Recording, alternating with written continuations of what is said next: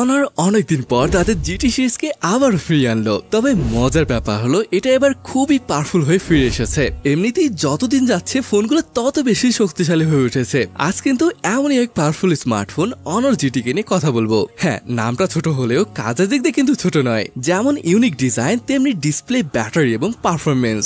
আপনি একে ফ্ল্যাগশিপ কিলারও বলতে পারেন। আর এই ভিডিওতে কিন্তু এই ফোনটি সম্পর্কে একদমই ডিটেলসে জানতে পারবো। তাই এর দেরি না করে চলুন শুরু করি আজকের ভিডিওটি। ডিজাইনের ব্যাপার আসলে দেখে বুঝতে পারছেন বর্তমান সময়ে যে সকল ট্রেন্ডিং ডিজাইন রয়েছে ওইসব থেকে বেরিয়ে একটু ভিন্ন লুকে ফোনটি হাজির হয়েছে। তবে এই কালারটির বড় সাইজের লোগোর কারণে আমি একটু কনফিউশনে রয়েছি। এটা কি দেখতে ভালো লাগছে নাকি খারাপ লাগছে? এটার এই বড় লোগো যুক্ত ডিজাইন আপনার কাছে কেমন লাগলো তা কিন্তু কমেন্ট করে অবশ্যই জানাবেন। তবে এটা ভালো ব্যাপার যে অন্য কালার অপশনে কিন্তু লোগোটা স্বাভাবিক থাকবে। ফ্ল্যাট সাইড যেটা থিকনেস এসে দাঁড়িয়েছে 7.7 মিলিমিটারের মতো। এটার ওয়েট 196 গ্রাম। তবে অবাক হবার মতো ব্যাপার হলো অনার 300 এ প্লাস্টিক ব্যবহার করা হলেও অনার 300 থেকে কম মূল্যের এই ফোনে গ্লাস ব্যবহার করা হয়েছে।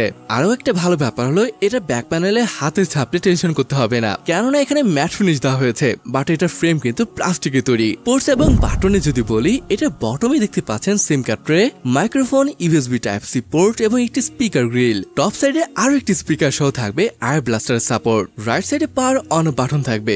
এছাড়া এখানে কিন্তু IP65 এর রেটিংও থাকবে। ফোনটির ডিসপ্লেটি দেখেই বুঝতে পারছেন এটা আসলে কতটা সুন্দর লাগছে। একদমই বেজেল নেই। হ্যাঁ, টপ এবং বটমের বেজেলটা একটু দেখা যায়, তবে ওভারঅল যদি দেখেন এটা খুবই চমৎকার ছিল।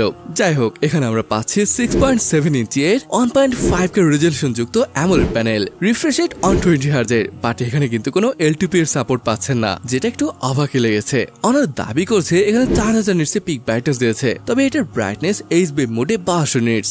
এছাড়া এখানে থাকবে 3840 হার্জের PWM ডিমিং এর সাপোর্ট। আচ্ছা, এই ফোনটিতে ব্যবহার করা হয়েছে powerful processor Snapdragon 8 Gen 3K।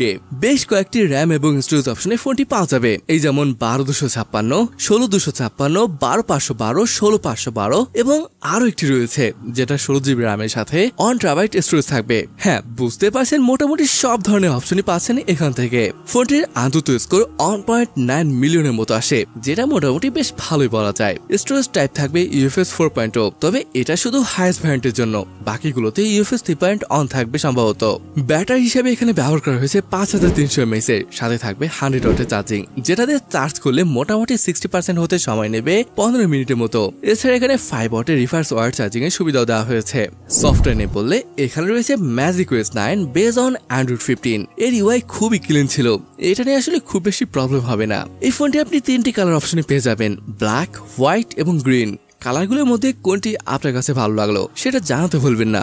সেন্সরও এখানে সবই পাচ্ছেন। সিকিউরিটির জন্য থাকবে ফিঙ্গারপ্রিন্ট সেন্সর এবং ফেস আনলক, আর এগুলো ভালোভাবে কাজ করছিল। যাই হোক, চলুন এবার এই স্মার্টফোনটির ক্যামেরা সেটআপ নিয়ে কথা বলি। এখানে ডুয়েল ক্যামেরা সেটআপ রয়েছে, যেটার মেইন ক্যামেরা হিসেবে ব্যবহার করা হয়েছে 50 মেগাপিক্সেলের ওয়াইস যুক্ত একটি সেন্সর। সেকেন্ড ক্যামেরাটি 12 মেগাপিক্সেলের আলট্রা ওয়াইড এবং এখানে কিন্তু অটো ফোকাসের সাপোর্ট থাকবে। ভিডিওগ্রাফির ব্যাপার আসলে এটার মেইন ক্যামেরা দিয়ে 4K তে শুট করতে পারবেন। সেলফি ক্যামেরা হিসেবে থাকবে 16 মেগাপিক্সেলের সেন্সর এবং এটা দিয়ে 1080p শুট করা যাবে। যাই হোক, এবার চলুন আমরা এই স্মার্টফোন দিয়ে কিছু ফটো স্যাম্পল দেখে আসি।